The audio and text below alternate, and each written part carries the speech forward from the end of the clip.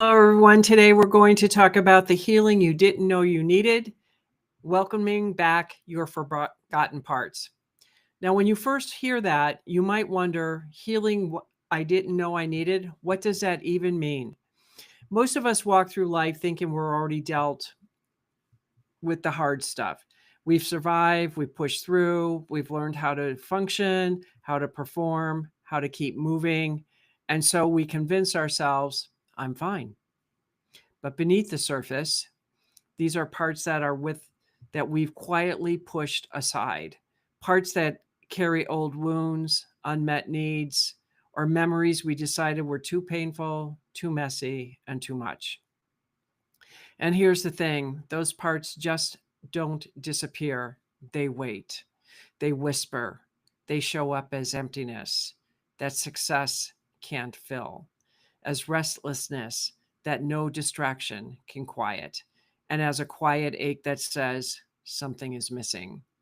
And here's the thing, I remember a season in my life when I thought I was holding it all together on the outside. People saw the strength, they saw the responsibility, they saw the success, but inside I was fractured. I had silenced so many parts of myself that I didn't even recognize who I was anymore. And what I didn't realize then, and what I want you to hear today, is that the healing that I needed wasn't out there somewhere else. It wasn't in doing more, achieving more, or proving more. I was turning towards the parts of me that I had abandoned. And that's what today is about, not fixing yourself, not becoming someone new, but welcoming back the forgotten parts of you, the ones you didn't even realize were longing to come home. And because of that is the healing you didn't know you needed. Hello, everyone, and welcome to the Journey of an Awakening Spirit. This is Kathleen Flanagan, your host. So let's talk about those forgotten parts. And they are the versions that didn't feel safe to exist. That little girl who was told that I was too much, that I wasn't allowed to speak, the teenager who decided it was safer to be perfect than to be real, and a woman who put her needs aside because I thought love had to be earned. And these are all parts of who I was. These are the unseen parts that I buried deep inside. And even though I may have spent a lifetime trying to find those things, that didn't mean I found them. And over time, we exile this part of ourselves and we bury the sadness and we try to numb the anger and we silence the longing and we pretend that the wounds aren't there, but they are there.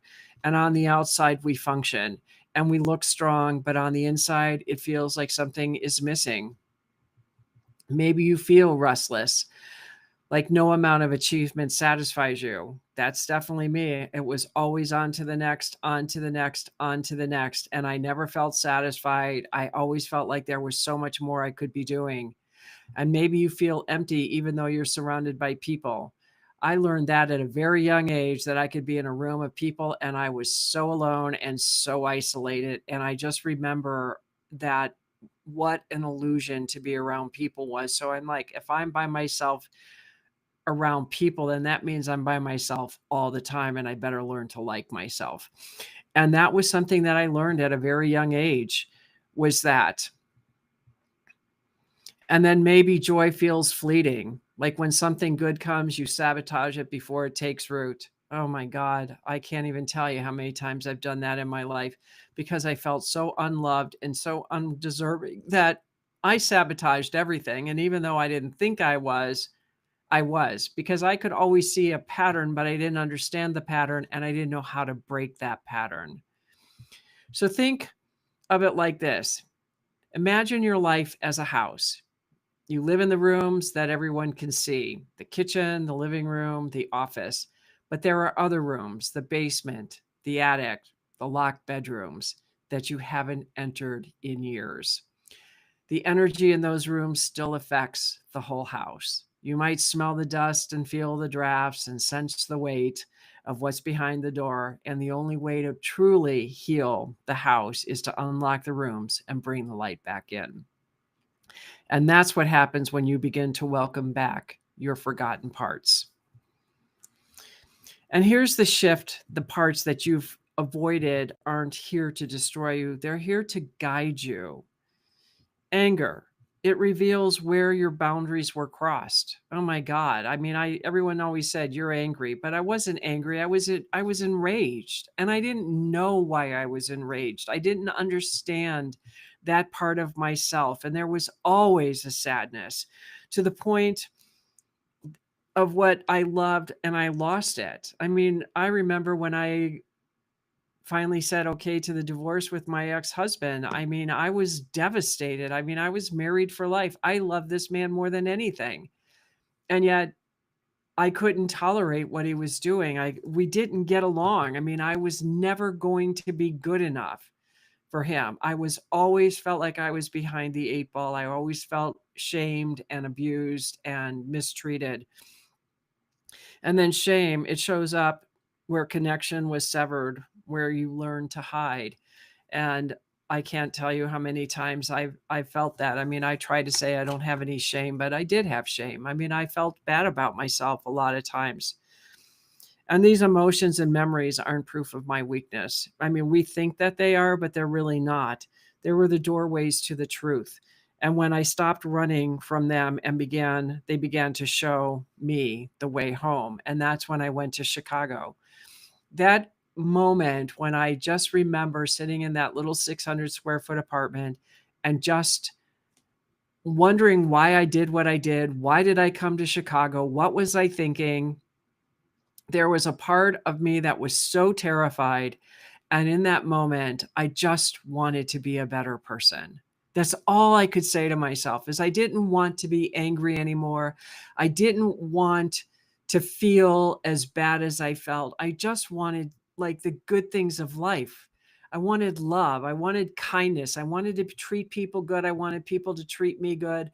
I wanted to see those missing parts, and I didn't know what I was asking for when I did that. And thank God I was oblivious, because if I would have known what was coming, I probably wouldn't have done the work. So thank God I did it, because that is really what set me free. And yes, I went down a dark rabbit hole, but that's what you do. When the light comes in, it's going to shine the light in the attic, in the basement. That's your unconscious, your superconscious mind, your unconscious and subconscious parts of your mind.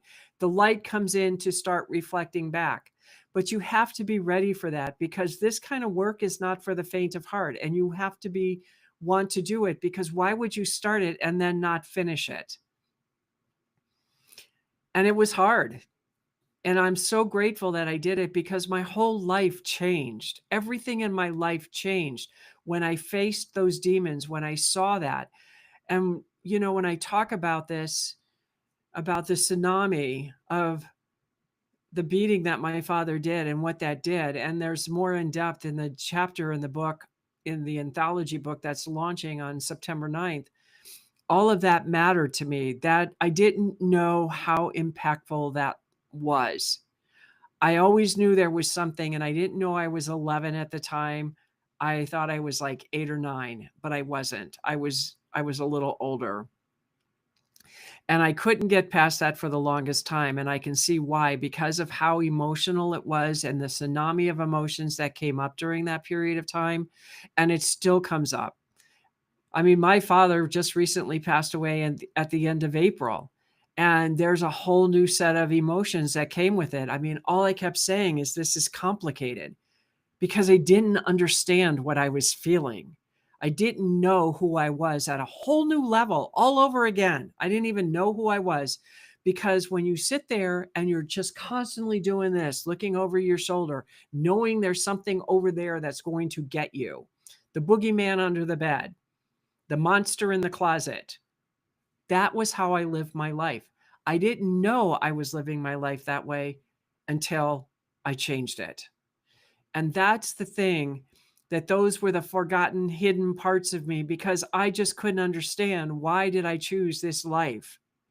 Why did I choose this? What was the purpose? Why did I choose these people, of all people, that didn't even love me?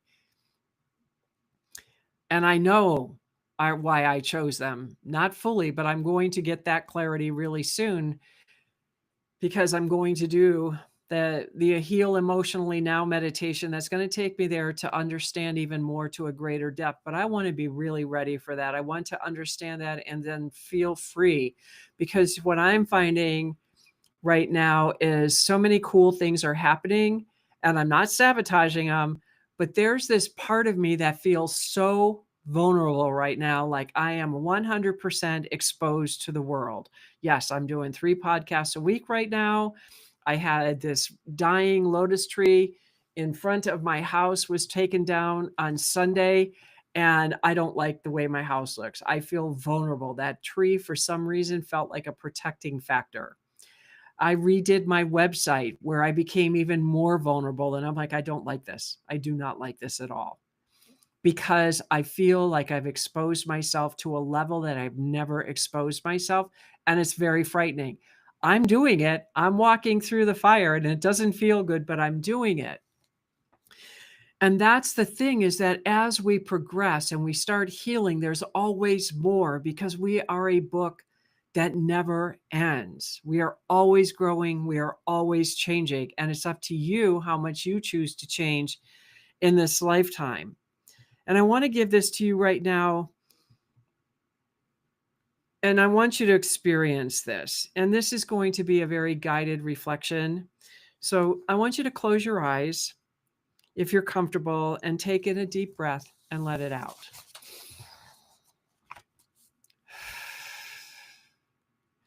Now think of the part of yourself that you've tried to hide. Maybe it's a memory, an emotion, or simply a younger version of who you felt you left behind. And just notice it. Don't judge it. Don't fix it. Simply see it.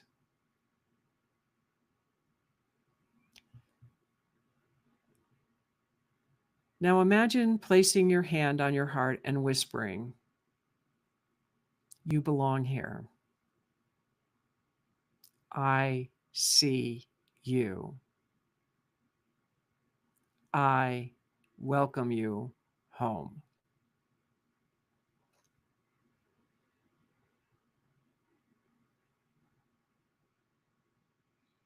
Taking a breath and let that settle in.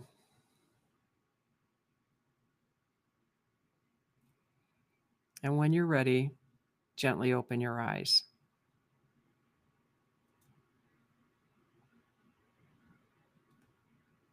Did you feel it? Even the softest shift, that softening in your chest, that exhale of relief, is the beginning of welcoming back what you lost. This is where the true healing begins. So, how do you actually do this? And how do you welcome those forgotten parts back home? I like to think of the 3 R's. Recognize. Start by noticing where you feel restless, empty, or triggered. Those feelings are clues, signaling points of view to the part of yourself that wants attention. Like when I was saying I was feeling very vulnerable, I was recognizing, why am I feeling vulnerable? Because I exposed myself at a deeper level.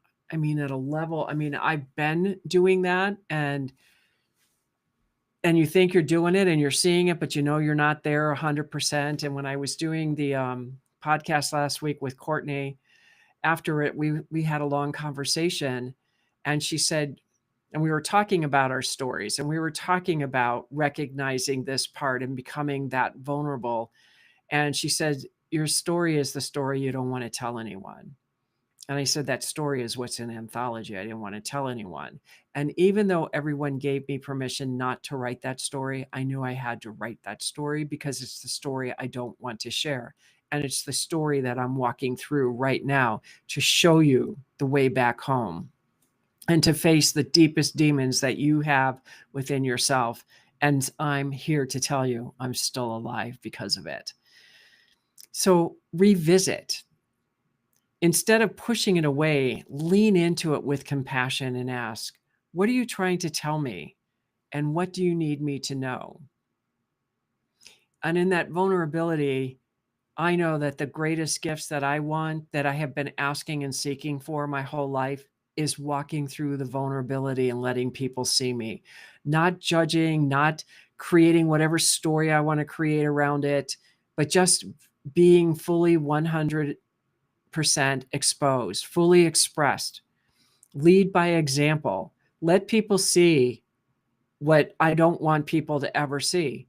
It's easy for me on a lot of levels, but when I get into this really deep part, this is the part that I want to hide. This is the part I don't want anyone to see, because I've been battered when I've been in this vulnerable spot. So I'm learning how to trust. And if people are going to do it, that's their stuff. It's not mine. It's just, how do I choose to react with it? And that's what I'm learning how to do, is to learn to do things differently. And then the third one is to reclaim. Speak compassion over it. Thank it for protecting you. And believe me, I have done that my whole life. I loved my anger. My anger kept me alive. If I didn't have my anger, I would have died a long time ago. And that's what kept me going. And that's why I had no issues with anger. And I still don't have issues. It's just an emotion. But I felt okay with it. But what I wanted to change with the anger, instead of coming home and kicking the dog and beating up my husband over it, I wanted to take the anger out on the person who created it. And that's what I started to do. And that's when I felt even more empowered, because I was no longer holding it and coming home and being grumpy. I took it out, or gave it back to the person who gave it to me, because they deserved it. I mean, you want to push somebody's buttons, you better be willing to pay the price, because I'm going to pay you'll get the price. I will give you the price. And then just let it integrate, bringing its wisdom forward into how you live today. And that's what I'm saying about the vulnerability. I mean, I still get grumpy. Don't get me wrong. I'm still cranky. I still get upset. I still get frustrated. But the whole point is that I'm understanding, and that when I'm really agitated, because there's an element of me that's really agitated right now, and it's only because I'm uncomfortable. I'm not taking it out on anyone. It's what I feel on the inside, is that agitation of like, what are you doing? Why are you doing this? Stop, save me. I can't do this. That's what I'm doing to myself. And don't tell me you don't do that either, because we all do it. And I know that. And so, once I worked, I buried my emotions. And I wanted to and I always put everything together. I just didn't want anybody to ever know what was going on inside. But talk about the self-criticism that I did. And there was a part of me that, even though I had all this energy, I had so much energy, I was still tired.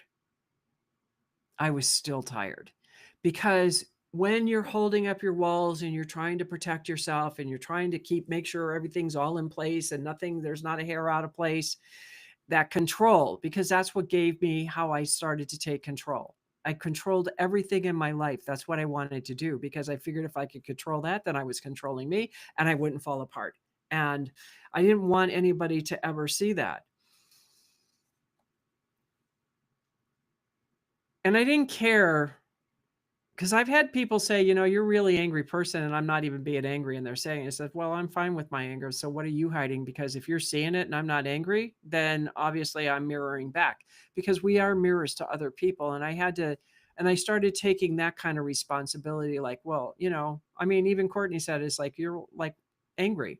You're like one of the angriest people I know. I'm like, wow, all this work I'm doing and I'm still angry. But it wasn't meant the way it sounded. What she meant by it was that I express. When I'm angry, and I will fully express the anger. I don't care about what you think. I don't care about any of it. I'm going to get it out of my body, because you know what? If you don't express it, that's how we get cancer. And I decided a long time ago that that is not an option in my life. So I will express this and get this out, because why should I hold this in and be in turmoil? So I'm going to get the anger out, and I do. And sometimes it's just my way of just getting the angst out, because sometimes I don't know what's happening. So I always come that. But the thing is that I had somebody tell me this not too long ago that I was angry, and I said, no, I'm not angry. I'm passionate. It sounds like anger, but I'm passionate. I believe in what I'm doing so much that I will fight to the death to get what I want. And I will fight to the death to protect the people I love and the animals that I love. And if you think that's anger, that's your choice to think that. But I'm passionate about saving something, because if I'm coming to tears, I know that I've gone down that rabbit hole. And I'm fine with that. And see, that's just getting to know me. That's understanding where I'm at. And if you want to push a boundary, oh my God, you better be prepared, because you push my boundaries and you don't stop when I tell you to stop, be prepared. And I don't care, because I spent so much time being a doormat in my life that I don't do that anymore. You don't get to come up and say whatever crap you want to say about me, or make up whatever and think I'm going to sit there and take it. No, I don't do that. I don't allow that anymore. And it feels so good to finally say, you don't get to right to talk to me like that. And you don't have the right to say anything, especially when you don't know me. I loved it. I love it. It feels good. It feels empowering. And I'm not trying to hurt the other person. I didn't start it, but I will finish it. So, it's okay to give yourself permission to feel whatever it is that you feel. It's always okay. If you need to preface this, if you need to tell a spouse what's going on and you're angry, and just say, just let me get it out, do that, whatever you have to do, but allow the emotion to come forward. I mean, scream in a pillow. God knows I used to do that. I used to vacuum my house and be like the whole time. And when I got done with getting the rage out, my house was clean. And I was like, God, this is so good. So I learned to use my anger in a way that was beneficial. Instead of beating somebody up or going out and killing someone, I cleaned my house. I loved it. My house was so sparkling clean. I didn't even know I was that angry. So so that's the power of doing the work. The parts of you that you fear the most carry your greatest gifts. Oh yeah. That is so true. That is so very true.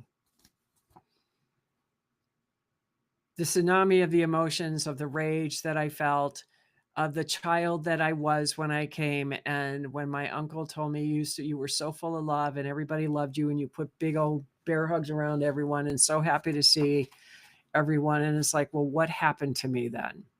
What happened? And then I remembered what happened. And I was angry about that, because how could two people who claim to be your parents and love you destroy a little innocent heart? Okay. And I had to forgive on a level I didn't even know. But the beauty of what I did see when this emotion was up was I saw like a full circle of my life,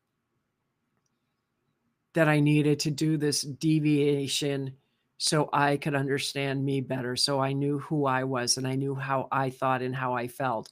And so coming back to that trusting little girl is where I'm at, of wanting to come up and, wrap my arms around people and just love on them.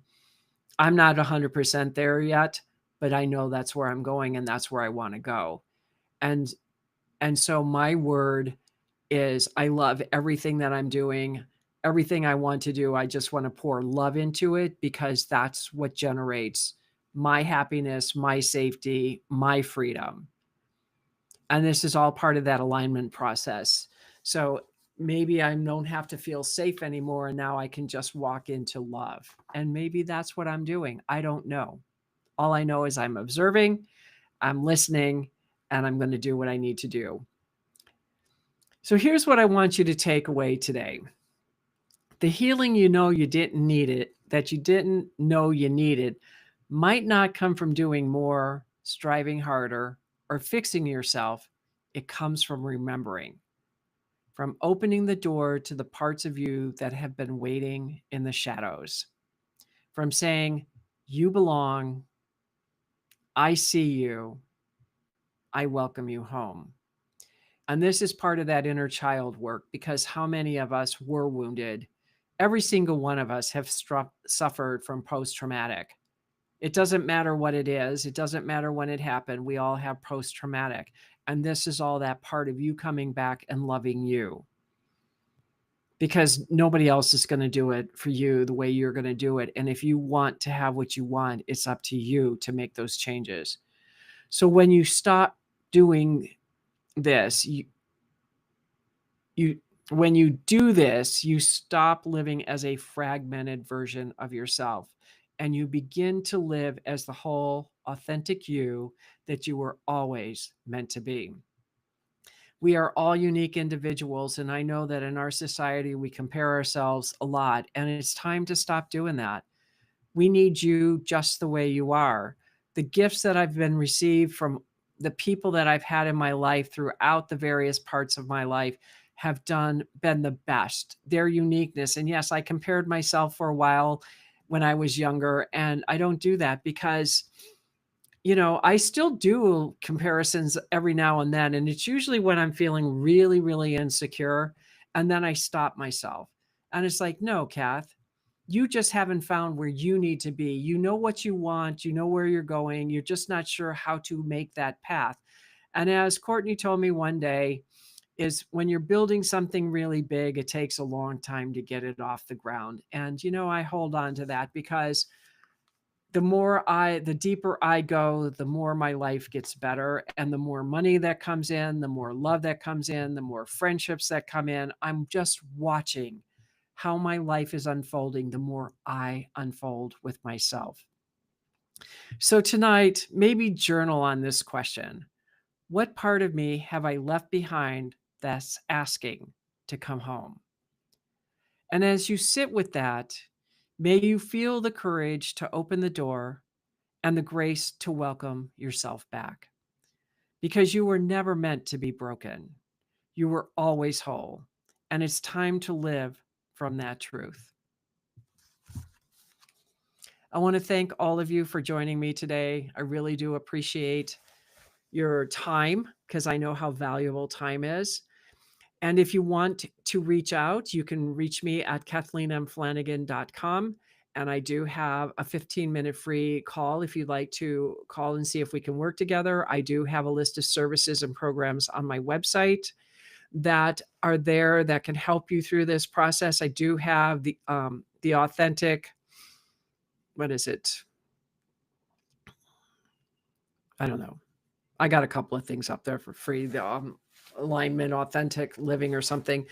Anyways, I'm doing so much. I've got so many different things I'm putting together, and I am going to definitely be starting a community very, very soon. I'm in the final stages of getting all of that put together of what I want to put up there. So it's going to be an opportunity that we can connect and talk and be with other like-minded people.